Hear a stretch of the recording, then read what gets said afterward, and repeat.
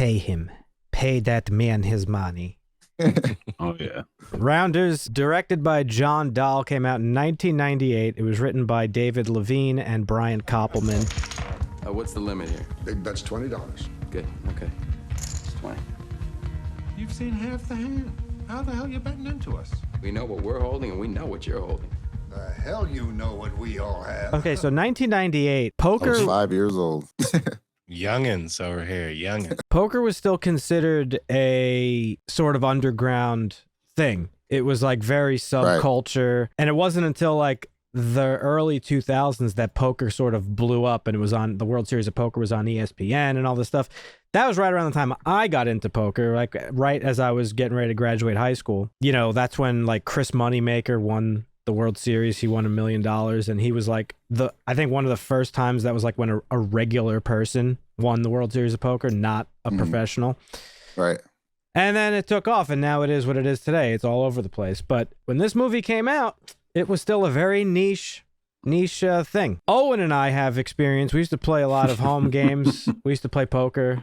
Who's cleaned who out for more? We've gone back and forth. Owen's the luckiest motherfucker you'll ever come across in your I life. see. So Owen's the winner here, is what you're saying. The amount of times I've seen this dude walk up to a deck of cards and say ace of spades, and he actually cuts to it, I can't even count.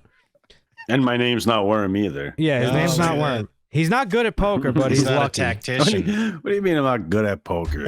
Come on. Rounders stars Matt Damon, Edward Norton, Gretchen Mol, John Malkovich, John Turturro, and a colorful cast of some other big names at the time. Martin Landau, of course, is in it. Lenny Clark, who's in it for like 1 second, and he's hilarious. But Marvin, Yeah. I know we've talked about poker before, and we've like bounced around the idea of playing, but you don't really play poker. You just like kind of know the basics. Yeah, I just know like basic shit. It was after Dusty picked it, I was kind of like, oh, this will be interesting because Marvin's not really a poker player. Yep. And I think this movie, because it came out at the time that it did, it's a movie that works for both non-poker players and poker players alike. Yeah. So did you enjoy the movie despite not really playing poker? For sure. I feel like this movie did for poker what the GameStop squeeze did for retail traders during the pandemic. Like, I can't imagine how many suckers lost money after going to see this movie. Casinos had to be on a roll for a good while after this movie dropped. Well, I mean, you live in Vegas and I live in New York, so we both have some sort of gambling experience. When I say that, you obviously live in Vegas, so it's fucking Vegas. Yeah. But there was a time in my life, probably like in my late teens, early 20s, like after I graduated high school, where like I wasn't a fucking rounder, but like I sort of did the things that they show in this movie. Me and one of my group of friends that we used to play with all the time, we would be going to home games like all over the neighborhood. We would be going to fucking underground clubs in Queens and fucking we would drive to AC for a weekend. Yeah. And the movie portrays that like pretty legitimate. Like, again, I wasn't fucking betting like $30,000 on a single game, but just that lifestyle of like just late nights and this and that and like traveling. I've been in poker rooms that were raided by the cops, and you take all your fucking money and they're like, see ya. I've been in poker rooms that have gotten robbed. I was at a home game in somebody's garage. We got robbed one night. That's actually a funny story. So the kids that robbed us, they pretended to have guns in their pockets, and the guy who was running the game out of his garage kept all the money in his house. And these fucking idiot asshole kids took the chips, thinking that the chips had some sort of monetary value, and they just bolted. And we were like, we waited for like 5 minutes, like kind of looking back and forth at each other. And we were like, all right, let's just keep playing. Just shut the door. Because he went and got like another thing of chips. So yeah, so I mean, like this movie pretty accurately portrays like that lifestyle of playing poker. And I miss playing poker. I love poker. It's a fucking great game. And while Dusty and Owen and I were watching this last night, we got into a little bit of an argument. So let's settle that. Owen said that poker is not a game of skill, and I argue that it is. That's all right. Let's not just come out here firing shots like that. There's a lot of skill that is involved with poker, which is why people consistently do well. But it's not gambling. You said it is still gambling. Well, yeah, you said poker is not gambling for one, which is just wrong because, like, I mean, It's literally just bring up the definition of gambling. I have right here in front of me. Chance, Okay, read it chance to me. is involved, therefore 100%. Therefore, it's gambling. Right. Yes. So gambling has Okay. two definitions. One, play God. games of chance for money. Yes. Sure, I'll give it that. Poker. Two, Okay, poker. take risky action in the hope of a desired result.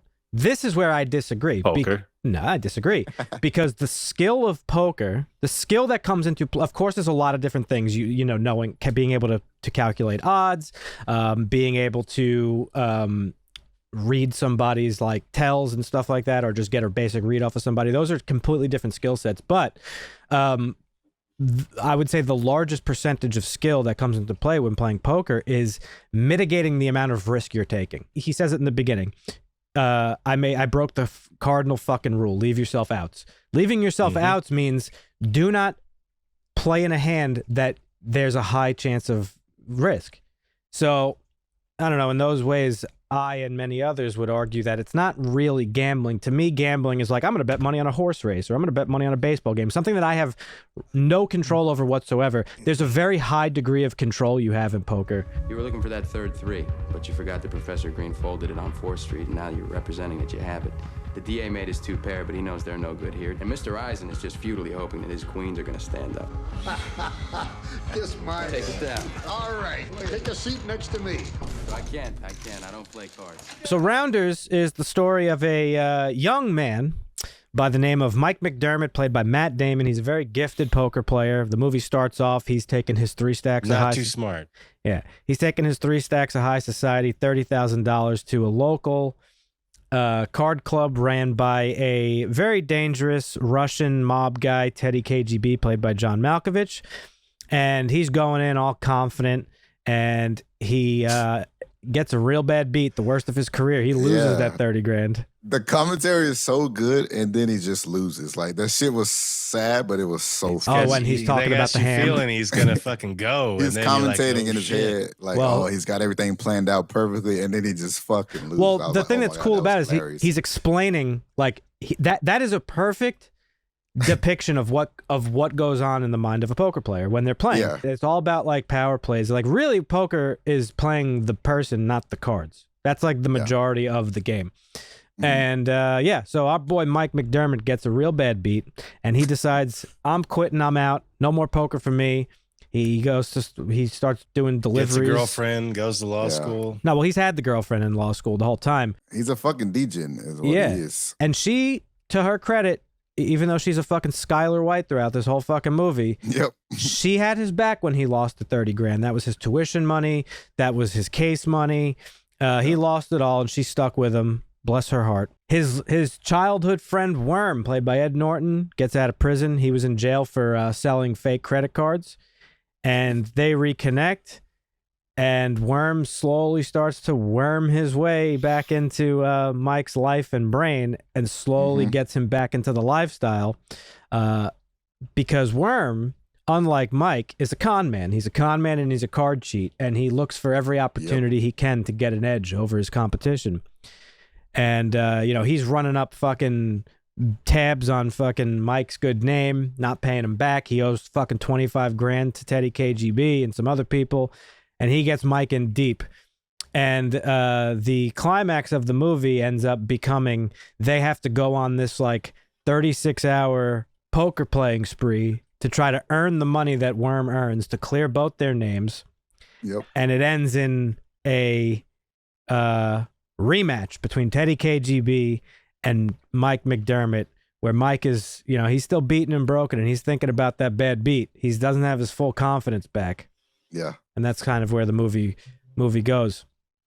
Well, So it ended in a beatdown. it does end in Remember? a beatdown. It ended in a beatdown, which then led to obviously him going police. to his professor. Yeah. And the police beat him up. Yep. And Yep. Fucking Worm is the worst Now, type of friend you can have. Oh, Yeah, yeah. he's Oh, yeah. literally the worst kind of friend. If you have a friend like that where you're trying to go straight. straight and narrow, or you're trying to do right, Yeah. and somebody is whispering in your ear, no, it's okay. Listen, it's all Yeah. right. No. That's a bad friend. That is a bad Do not friend. don't be that guy's friend. And the thing that is, girl's friend. the thing is too, is you would hope that Worm would be redeemed by the end, but he's not even, because he's like, all right, well, I took a shot and I missed, I lost all the money that we were just playing with. All right, I'm going to go to Mexico. And Mike's sort of just like, no, I'm going to fucking stick around and like pay the fiddler and try to like finish the job. And where Worm could have been like, all right, fine, I'll stick by you like you've done to me, he just fucking bounces and kind of like lets him. Yeah. Kenny Rogers, no one to hold him, no one to fold him. Time to get out of town. Well, they don't talk about it for long. And I think it was in the scene when they were at the basketball court where he used to hide from like the bullies and stuff like that. But what they did talk about, and obviously I'm not justifying how much of a scumbag Worm is they talked about how shitty of a childhood he had. Yeah. But basically being bullied, being beat up by, I think, his father and all this other stuff, which basically led him to become, like, I mean, obviously growing up in that sort of environment led him to become who he is today. Yeah. So, I mean, that's like, I feel like maybe they could have like, either brought it up more or explained more. It was just basically like shitty childhood, beat up, bullied. Yeah, you definitely feel bad for him because of what he went through. But then you also have to realize that at a certain point, you also have to take responsibility for your own actions. And even through the entire movie, Worm is always finding a way to blame somebody else for the problems that he got them into. So yeah. I mean, I feel bad for him as well because of the shit, he was a little kid that got beat up on and he figured out a way to work the system, but you got to take responsibility in the end. The last thing I took away from the yeshiva is this. We can't run from who we are. Our destiny chooses us. We've talked before about the difference between plot and story. And in my mind, this movie, the plot is about poker. The story is really about doing the thing that you not only love, but sort of the thing that you know you're meant to do in a way. And that part of the story really comes through when he has that conversation with the judge. Again, his professor. His professor, Abe Petrovsky, played by Martin Landau. He tells him a story about growing up as a boy and how his parents, his Jewish parents, wanted him to join the yeshiva, which I think is how you become a, I don't know what the priest version. Rabbi? Rabbi, there you go, yeah. That's right. His parents wanted him to become a rabbi, and he really wanted to get into law, and his parents disowned him for it. But he said, he's like, at the end of the day, you got to do what is in your heart and what you were meant to do. And for our boy Mike McDermott, he has a talent, and that talent is poker. And that's what the story is really about. Despite his girlfriend breaking up with him because she's a bitch, and, some of the troubles he's got into because of it, and now his self-confidence being shot, like, this is the life that he's meant to lead because he's got that talent. Yeah, I picked up on some of the same things. Trust in yourself. Don't live a life you think you should be living. Live a life doing things you actually enjoy. Yeah. And don't trust motherfuckers named Worm. Yeah, that's true. Well, I think you're partially that is right. true, yeah. I think we saw it first when he has the conversation with Kanish at the bathhouse, because he challenges Kanish. He's like, when he gets mad enough to say, you never had the stones to fucking make the big play. Yeah. And Kanish breaks it down like, I'm a fucking rounder. Look, I don't do this for fun. I don't do this to be the big guy. I don't give a fuck about Johnny Chan and his $3 million. I got children. I got child support. I got alimony. I got fucking bills. Like, I'm out here fucking on the grind, doing the right thing. And I'm trying to show you that you can do that, but you're too blind to it. So I think that really is like, that's like the first conversation. And then you get to that second conversation with the judge where he's like, I always wanted to do this, but I did this. Like, it's almost two opposing ideas fighting with each other over what's the right path. The movie just did a good job of portraying these three types of individuals. Yeah. Like, Worm was just a cheat doing anything to get an edge. Mike was decent with big aspirations. I kind of thought he thought he was better than he really was. Yeah. And Kanish was super solid, but he was content to just grind it out. Yep. That is all summed up in the fact that he sat with Johnny Chan, who at the time, I mean, he still is one of the best poker players of all time. So he sat with the guy and bluffed him and didn't get bullied by him despite being a pro. Yeah. And so he was like fucking, his head was big, dude. That's like he was high on some ego trip. That's shit. where, but like that's I just think one that's what hand. Marvin's talking about it. That's just one hand. I could kill a professional player one time in one game. That doesn't make me better than him. Yeah, no, for sure. Yeah. And that's where you hope by the end of this movie, spoilers, he wins his money back, gets enough to pay back the professor, Abe. He gets enough money to pay off Worm's debts. And he's back even with 3 stacks of high society. He's like, you know what? I'm going to fucking Vegas. I'm going to play in the main event and see if I can win. But you hope, they don't really say, I don't think the movie really tells you this or presents it in any way, but you would hope that he's now going to Vegas. No, you hope he's going to Vegas with the wisdom of Joey Knish and also his own like the bigger humility. aspirations. Yeah. Yeah. Because even when he's talking to his girlfriend, he's like, I couldn't lose. And she's like, Mhm. you're gambling. And I think that's where we got into the debate that we were talking about earlier, because it's a skill game. It's not gambling. I couldn't lose. I literally couldn't lose. Yeah. Well, you can say that at certain times, but you can't say that every time you pick up the cards and put your chips on the table, because you don't fucking know. One of the things I don't really like about this movie, if I'm being honest with you, and I get it, it's probably because of the time that it came out. Like poker wasn't that popular at the time. But I think this movie does a little bit too much in terms of like throwing out sayings and terminology and things like that. It's like a little bit too unnatural, like that poker players don't really talk like that. It's almost as if like sometimes it's like if somebody were to try to pretend that they play poker and then they say, or somebody pretends they're in any hobby, they like say things that are like buzzwords within the hobby, but you could tell like, that just sounds like you're saying what you heard. And you know, some of those terms, like there's a scene with Worm when like they should go back to Mike's house and his girlfriend bounced on him and he's like, you know what cheers me up when I'm feeling shitty? What? Rolled up aces over kings.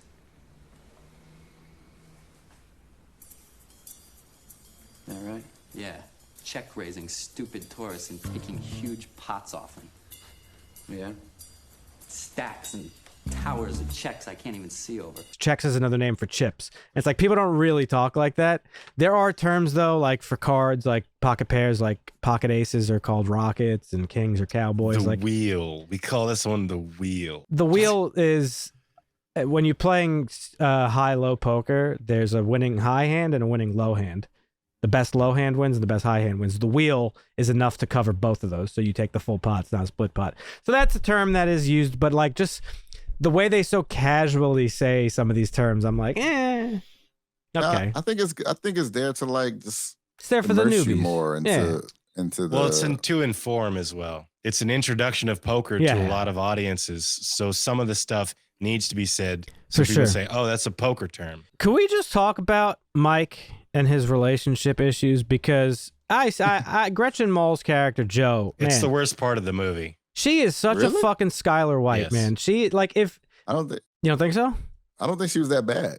She watched him lose it all and then watched him go back and do the same shit. I get that. I said, I said the same. I said we watched the movie together. I said the same thing. I was like, I mean, she doesn't want to be a part of that life. Right. I don't want to she lose knows it what all she- again. I'm she out. knows what she wants. She knows the guy that she wants, who is literally, they're together. They're doing things together. They're doing law school together. They're doing like these big things together, and she don't want to be a part of it. So Totally get mean, that. Totally get it. all right, I then understand. what's your issue, guy? It's before he starts doing it again that pisses me off because she gave him shit when he like was just at the judges game, like impressing them. That's annoying to me. Before she's Worm smart. before Worm showed up, he said, I may have got a judgeship or I may have got a clerkship at a judge because I showed up to give so-and-so something. And I called and their they were hands playing blind. cards and I called their hands. But he didn't say all that. He said, I may have got a clerkship. Oh, yeah, I read what hand he was. And she's like, oh, so you sat around and played cards all night. And he's like, no, hear me out. And he's like, I just guessed his hand. Like, he didn't fucking explain it at all, period. That's his He didn't fault, say, bro. I didn't play any cards. I just walked in and handed him something and I guessed a hand and said, hey, consider me. he didn't. It was just bad. It was bad writing, really. That's yeah, fair. because for one, that's his fault, and for Yes, two, it's his. Yeah, she knows that if he's around a poker table, He'll slip back in. the urges and everything is going to come back. So obviously, That's fair. for It's one, like she drugs. didn't Like, exactly. he might He's just an want to addict. he wanted to get right, and then Yeah, eventually he needed did get right. He needed to get right. He's an addict. He's a poker addict, a gambling addict. I can compare it to someone getting cheated on. Someone gets cheated on, they're not just gonna get over it. Right. If you do things that may lead you to cheating again, that's gonna be triggering for them, for the person. Yeah, same with but that's drugs. a little bit different. He didn't. It's not Wow. okay, but he didn't go out and say, "I'm going to gamble everything I have and win," or lie about it. Like, he just lost everything he had, and he was with her, and she's like, "Okay, that sucks. I'm with you. You're telling me you're going to quit. That's fair." And he's quit the whole time, and he hasn't broken any of those promises until Worm shows up.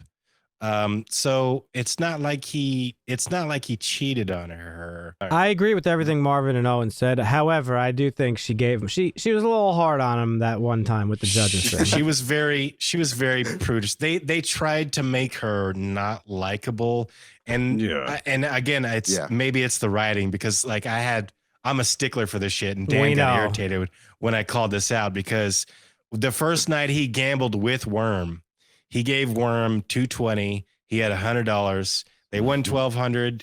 He gave This guy. the percentage to the girl. He walked home with $450. So he came home with an extra $120. And she's like, I saw that gambler's roll in your pocket. No, she said gangster's roll. Gangster's roll. Gangster's roll. Yeah, he had an extra gangster's roll. $120 in his pocket. Yeah, where'd it's he not get like it? he came home with all $1,200. It's not a gangster's roll. That's It's just fair. the writing. That's true. Listen, all I'm saying is he's got. I'm a stickler for that shit. All I'm saying is he's got fine ass Petra, Famke Janssen, fucking all over his shit, trying to get like she loves. That was his the ass. most unrealistic part of the movie that he didn't smash. Yeah, like she loves his ass. He didn't give her the time of That was day, fake. That was so fake. and she was cool. Well, that was no, so fake. no. That was so fake. I respect that. That's probably one of the better parts of the movie, because he's loyal. What? Loyal to to who? what? She left his Loyal ass. to his girl. No, Well, that she doesn't left. matter. Nah. No, doesn't That's not matter. why. I think he did it. He was still. Wasn't it like a day or two later? or Yeah, something? he was still a little. It was True. a little fresh. He had other shit to Yeah, settle That's first. true. Yeah. And He yeah, had Loyal to other his things girl. to I worry respect about it. at that Yeah. time. but yeah. He shout still out to wanted her Petra. back. I love you, baby. Yes, shout out. He beat me. Straight up. Pay him. Pay that man his money.